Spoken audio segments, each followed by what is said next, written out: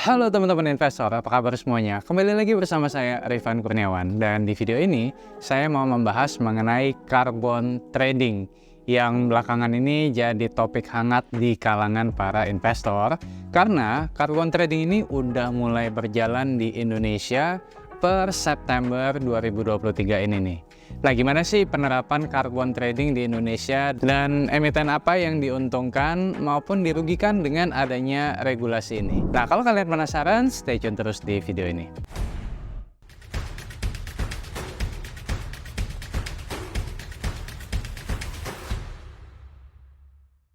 Oke, nah jadi beberapa waktu belakangan ini ya permasalahan mengenai carbon trading ini jadi bahan perbincangan para pelaku pasar. Ya, di mana OJK sendiri menerbitkan POJK 14 tahun 2023 tentang perdagangan karbon melalui bursa karbon yang akan menjadi acuan perdagangan karbon yang akan diselenggarakan nantinya. Nah, banyak juga nih yang nanya ke saya, apakah carbon trading ini akan berdampak signifikan ke perusahaan yang menghasilkan gas emisi rumah kaca, atau justru dari adanya carbon trading ini membawa dampak positif ke perekonomian Indonesia. Nah, sebelum kita masuk ke sana, saya mau jelasin dikit dulu nih, apa sih sebenarnya carbon trading dan kenapa sih perlu ada carbon trading. Nah, jadi carbon trading adalah sistem perdagangan yang mengizinkan perusahaan atau bahkan negara untuk memperjualbelikan unit karbonnya melalui yang namanya bursa karbon. Kenapa karbon ini diperdagangkan? Padahal kan emisi ini bukan komoditas, ya kan? Nah, jadi adanya penerapan carbon trading ini tidak terlepas dari adanya efek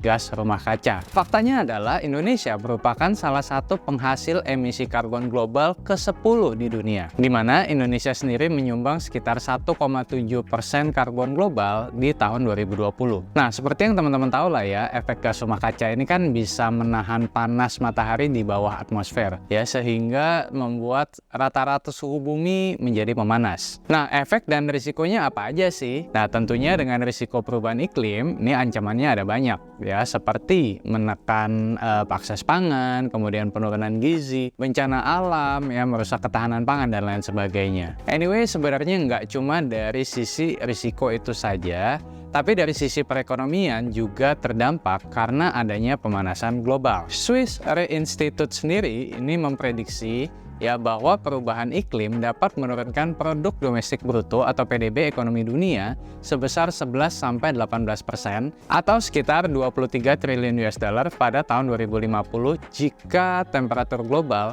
meningkat 3,2 derajat Celcius. Nah, detailnya sendiri bisa kalian lihat di tabel ini nih. Sekitar 196 negara, termasuk Indonesia, telah menandatangani Paris Agreement to the United Nations Framework Convention on Climate Change atau Persetujuan Paris atas Konvensi Kerangka Kerja Perserikatan Bangsa-Bangsa mengenai perubahan iklim. Oh ya, anyway, analisis Environmental Defense Fund atau EDF sendiri tahun 2019 mengindikasikan bahwa perdagangan karbon global juga dapat mengurangi total biaya mitigasi untuk memenuhi tujuan Paris Agreement tadi itu sekitar 300 hingga 400 miliar US dollar ya selama tahun 2020 sampai 2035. Yang artinya ya Indonesia siap berkontribusi menurunkan emisi dengan langkah awalnya yaitu carbon trading. Nah, pemerintah Indonesia sendiri menetapkan bahwa target NDC atau Nationally Determined Contribution ini sebesar 29 hingga 41% pada tahun 2030 serta NZE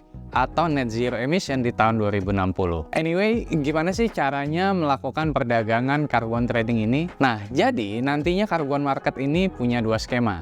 Ya, skema pertama di mana tiap perusahaan atau tiap industri akan ada batas emisi yang diperbolehkan. Nah, misalnya nih, ada perusahaan A ya sudah melewati threshold atau batas emisi yang diberikan. Kemudian ada perusahaan B nih yang masih di bawah ambang batasan tadi. Nah, maka skemanya adalah perusahaan A bisa membeli sisa threshold atau sisa ambang batas perusahaan B tadi.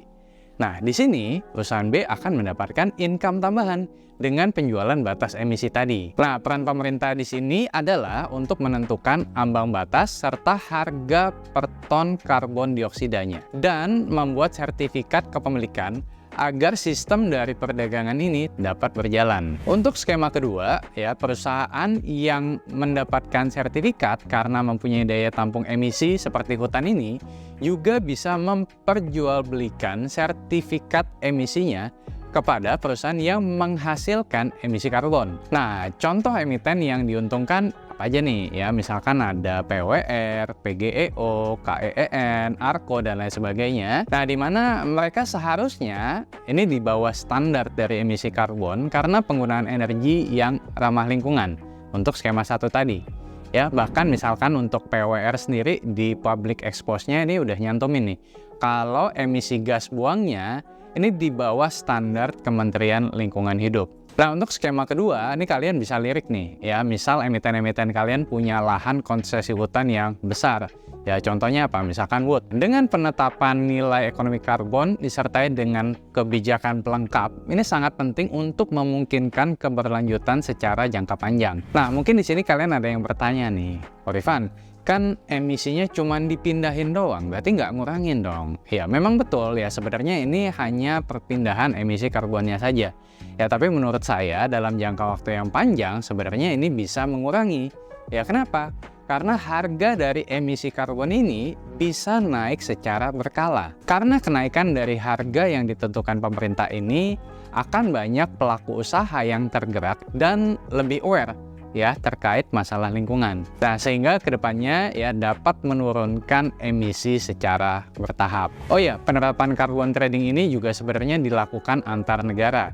Dan Indonesia juga memiliki potensi yang besar. Nah, karena Indonesia sendiri mempunyai hutan tropis ketiga terbesar di dunia, sehingga bisa dapat memimpin pasar carbon trading dengan penyerapan emisi berlebih dari negara lain. Berdasarkan data luasnya hutan, ya, dengan skenario harga jual karbon senilai 5 US dollar per ton, maka potensi pendapatan ini bisa mencapai 8.000 triliun rupiah. Nah, untuk forecastnya sendiri, ya, nilai perdagangan dunia hingga tahun 2027 nanti, dari Coherent Market Insight sendiri memprediksi bahwa pasar karbon global akan setara 2.407,8 miliar US dollar atau sekitar 36.760 triliun rupiah. Ini jumlah yang sangat besar ya untuk nilai perdagangan emisi karbon ini. Nah, banyak teman-teman yang bertanya apakah ini akan berdampak negatif terhadap emiten batubara. Nah, menurut saya kalau untuk emiten yang